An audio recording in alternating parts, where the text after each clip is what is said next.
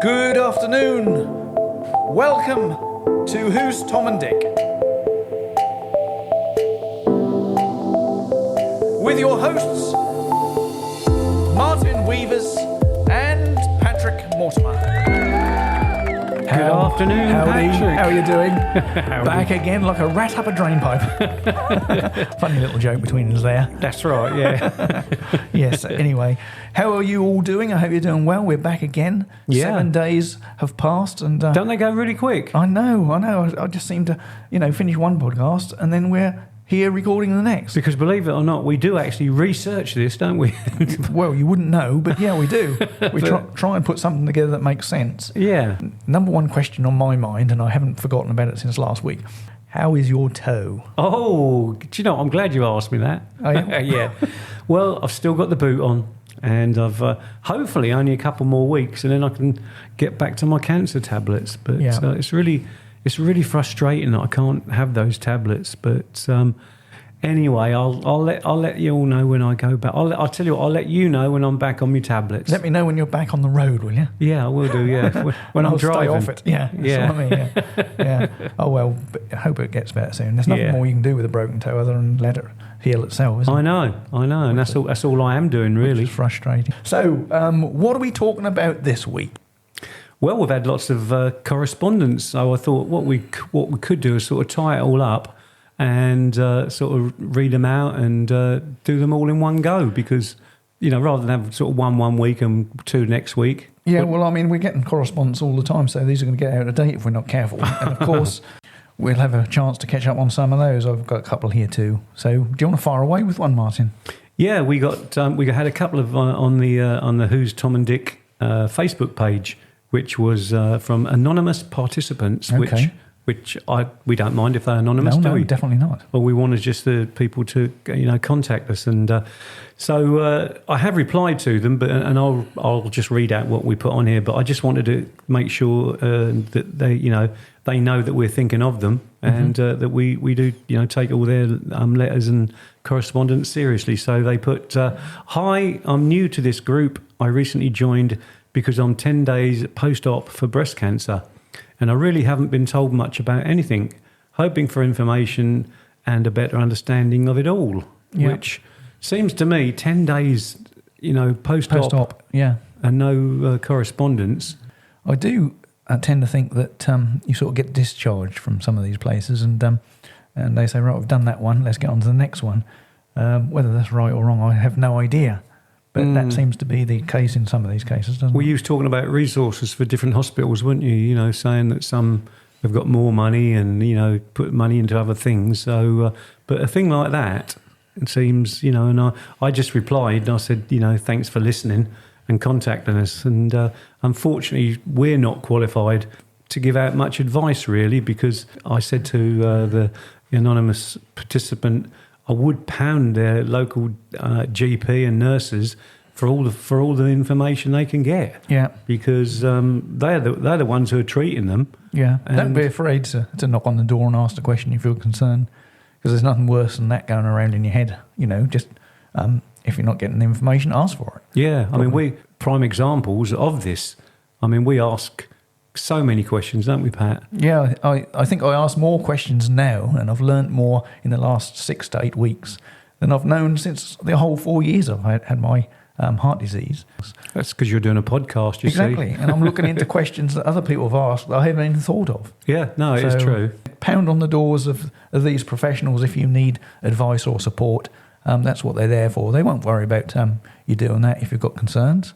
But also, my hospital, every time I go in, I mean, even with my toe, I had a letter sent to me telling me all about what had happened and what treatment I had and what was going to happen going forward. Right. So I can't understand why that hospital's not doing that. But we don't know whether that's a UK question, do we? We don't know. We don't know where it's from. But No. But thank you for the correspondence, and wish you well and good luck and a speedy recovery as well. Another person, anonymous participant, but I joined as my dad has been diagnosed with terminal prostate cancer, which has spread to his bones. Any advice would be gratefully received. Well, we're going to do one on prostate cancer eventually, aren't we? We don't know what sort of week it's going to be, but we will speak about it. I put, out of the two of us, it's me that's got the cancer, and I'd say to your dad to keep a PMA, which isn't always easy, and to always think someone is there to care for him, hence yourself writing in. I mean, that person's done that straight away, so you know that person's caring for their dad. I've had the best news that my cancer has shrunk by trying out these new pills that I'm on. Apparently, I'm only the second person to use these tablets, and they're always finding new cures. I find it best to talk about my cancer, hence starting our podcasts. I hope by listening to my ongoing reports, that'll help your dad to stay focused and positive too. And they put a big thank you for that, for even replying. So it's frustrating when you can't come up with an answer for people who write in. But I mean, we're not a Google or a doctor, Wikipedia or a doctor. No. We try and help where we can, but consult your specialist as the advice probably there, and get them to give you all the information you need. Yes, 100%. Going back to a podcast just before Christmas, these were we was talking about the bell. And in the cancer unit, and we spoke about it with Dr. Patterson, didn't we? And we mentioned, or you mentioned, when we dedicated the episode to Sarah Barkley, you said, "Did his wife ring the bell?" And I didn't know that, so I did my homework on it, and I contacted Gary, and she didn't ring the bell, and the reason was because she wasn't in hospital at the time. What had happened is Sarah got a written letter. There was a written letter to a dermatological doctor from the cancer doctor saying that she was in full remission with no signs of cancer in 6 months.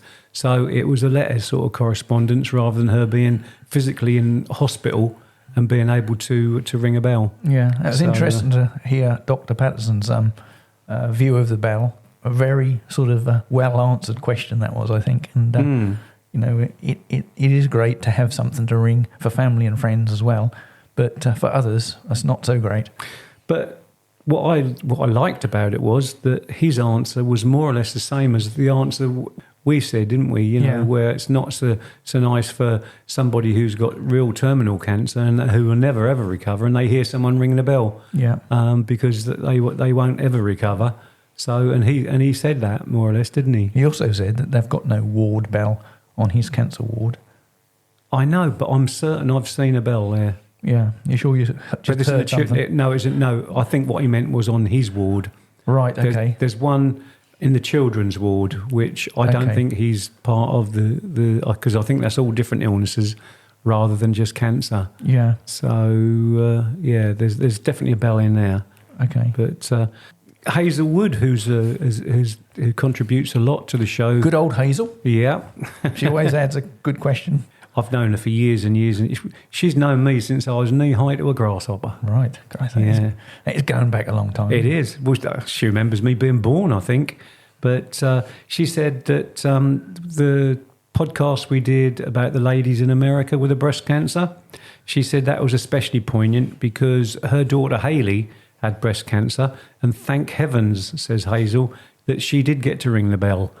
And I remember that when Hayley did that, because I've known Hayley, her daughter, who lives in the village near me. Yeah. And I wrote to her on Facebook because she put on Facebook that she rang the bell, and I put a message to her on Facebook. So we're pleased for the whole family there, Hazel, and keep listening, and thank you very much for all your contributions. Yeah, I think we ought to point out we're not negative bell ringers in here. We're just getting different sides of the story about the bell, because it does play such a major part now in cancer recovery.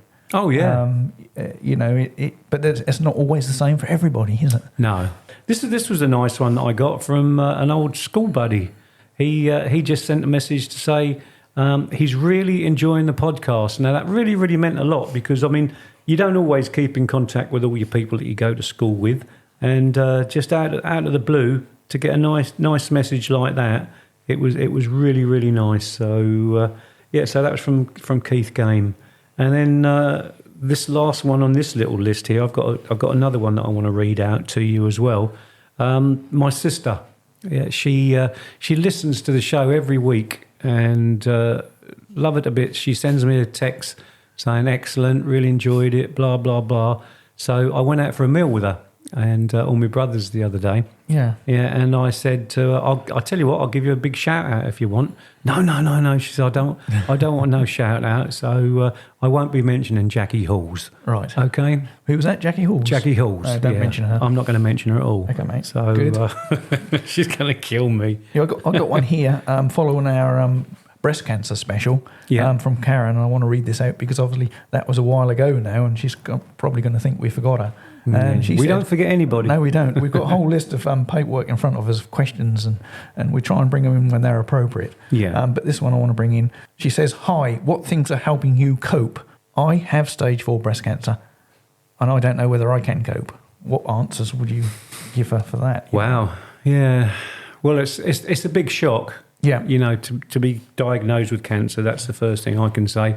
So I don't know how, did she say how long she's had it for? No, she didn't. Yeah. She needs the support of all her loved ones.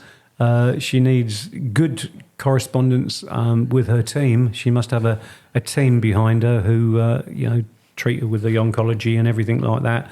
And her doctor. I've got a specialist nurse as well that I can call at any time. Yeah. So, but when you get that news, you must go through a really dark period, even if you are have got a positive mental attitude, because that hits you like a brick wall, doesn't it? So it does. I mean, I know. I mean, when you got your news, don't remember it being dark. I remember crying a lot. And my wife cried a lot as well. We, if you call that dark, but we still had this, and once we saw Dr. Patterson, that was the turning point. So prior to seeing Dr. Patterson, did you go immediately on Google when you got home? Yes. Yeah. Oh, yeah. I think that takes you into a dark place. Yes. Yeah. I told Dr. Patterson that when we met him, denying his smile. People couldn't see his reaction. But he did smile when I said, what I did. Well, it's a natural thing to do, isn't it? You but think. Dr. Google is not right. And the thing is about all of this, and something we've learned, is that when you go and Google lung cancer, there's no lung cancer. They're all different cancers. Yeah. So you might be easily Googling the wrong one and getting all the wrong results and making you worse in your head.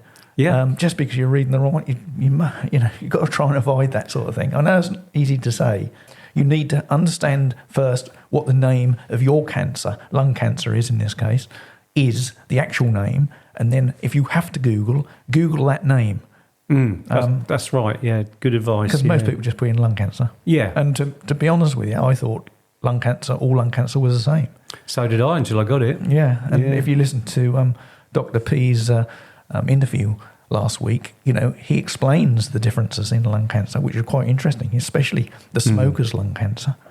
It's interesting, isn't it? Well, I actually, I enjoyed the interview, but I actually enjoyed listening to his answers as well. Yeah. So, and we hope you did as well. Well, I think you were sitting there not as a patient this time.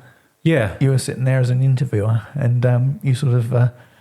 It just gives you a different perspective on it, doesn't it? Yeah, well, it was a role reversal, really, wasn't it? Because whereas I go to the hospital and he, he's the person who's in control of everything. Where we do this podcast, we've been doing it so long now. We know what we're doing, don't we?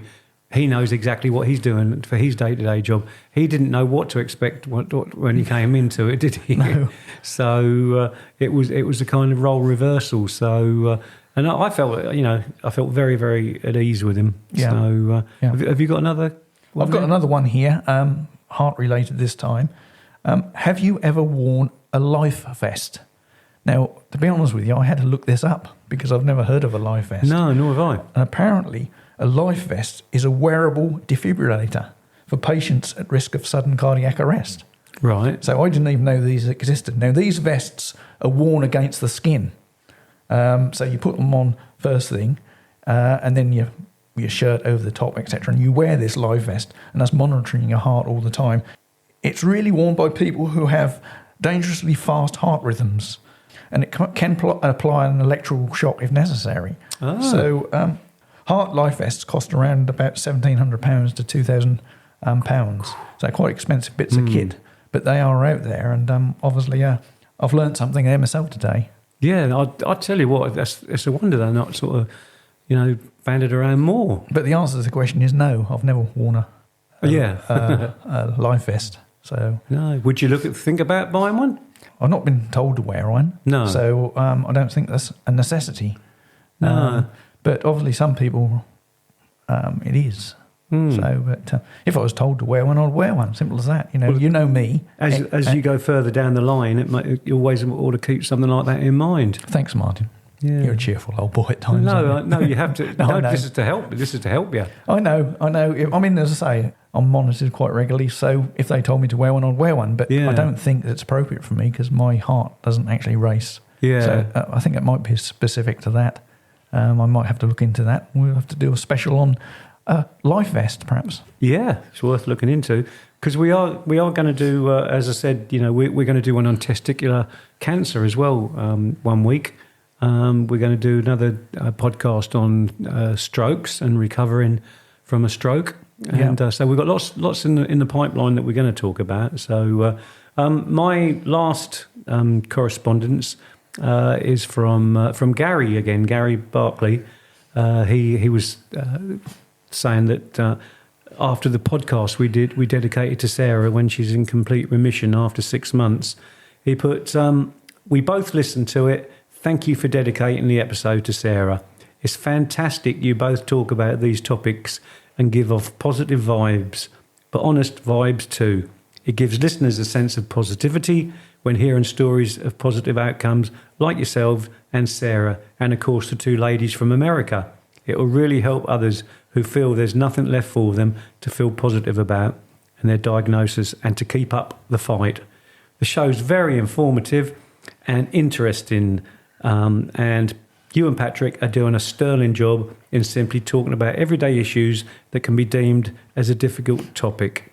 I think it's amazing, mate, and once again, thank you so much. That's nice, thanks. isn't it? That is nice to receive one like that. Yeah. We've had a couple like that recently, haven't we? We have, yeah. And he also put, he loves me millions. Yeah, here's one for you. Gary. Gary has said, hi, what is the story on food and cancer? Is it proven what you eat or don't eat helps you recover from cancer or increase the risk of cancer?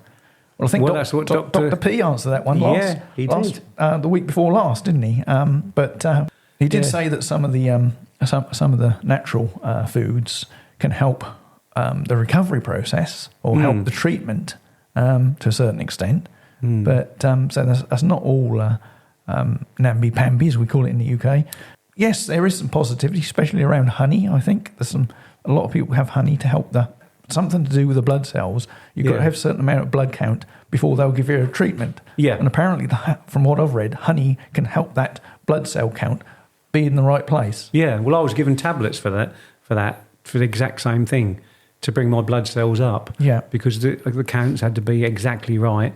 And then I had another one because my white cells would fight against my red blood cells. So it's amazing what all this chemotherapy does to your body. But this is all in when they're sort of fighting it and all things like that. John says, does anyone else get a pain or have a pain where the tumour is? And if so, how do you deal with it? Well, do you get a pain where your tumour was? Mine was obviously all around the lung. Yeah. And I've never known it to be all around the lung, but at the bottom of my rib cage, obviously, which covers my lung, I now and again I get an ache. And I think that's going to be natural.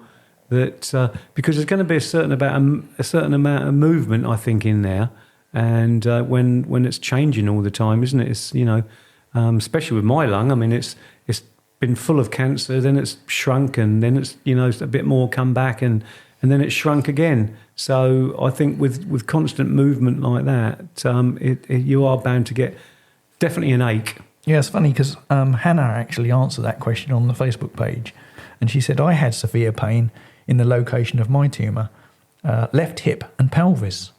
Before treatment, she had a drug, and I'm not sure how to pronounce this. This is our favourite again. Prednisolone. Prednisolone. Is that how you pronounce it? I have that. I have that. It helped for short-term relief.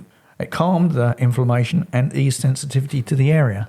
So you had that same drug, did you? Yeah, I'm just looking up the other drugs that I have, because there's several ones that you can get that help with the pain and all that. So, but definitely prednisolone I had, and I'm going to tell you the exact names of the other ones. This one is actually spelt Prednisolone, for those that want to look that up or speak to their oncologist about it. It's a steroid. Is it? Yeah, and currently this was the one where on one of the podcasts I spoke about going to see them to come off these steroids. Yeah. And what they did, they lowered it down to 3 grams each morning.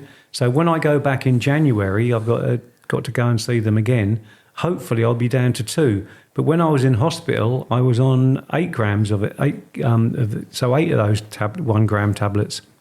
Yeah. So I do have prednisolone. I also have allopurinol in the morning, but that's for gout. And why I have one for gout, I don't know, but I should perhaps ask my doctor that one. And pregabalin and the morphine tablets I have as well. And I also have on standby for pain liquid morphine as well. Yeah. So, which is the one I overdosed on in Bradford. That's what I have in the morning.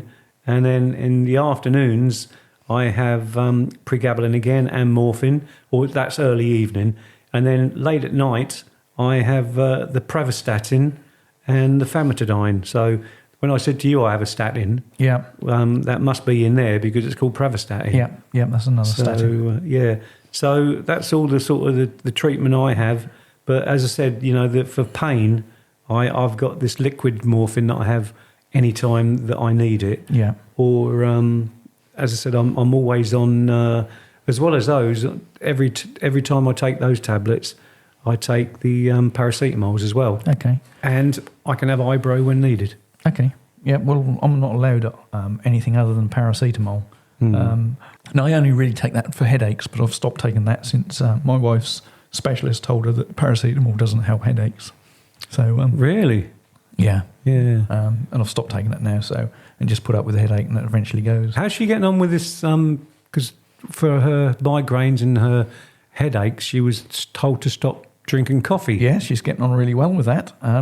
She's been suffering with migraines for years and years and years, and now after seeing a specialist from Harley Street, he's narrowed it down to coffee and tomatoes. Mm-hmm. She stopped both, and so far, touch wood, and you're going to hear her touch wood here, that she's doing really well and made a huge difference. Wow. So, yeah, perhaps we touch on migraines one day. Yeah, it's fantastic. Ralph.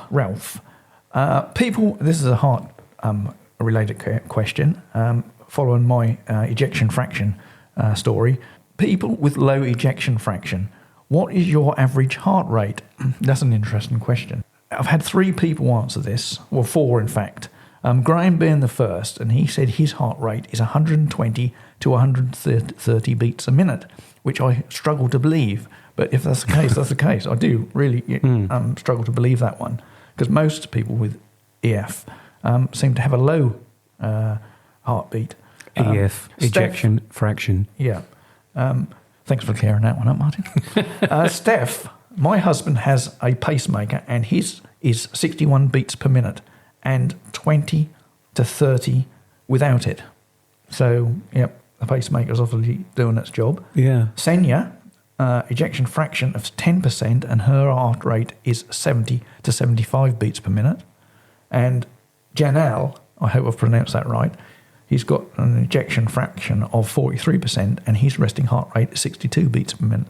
So it's quite variable. So again, if you're Googling this, you're not going to get an answer for yourself. Speak to your cardiologist. Definitely. That's what we keep stressing here. Oh, yeah.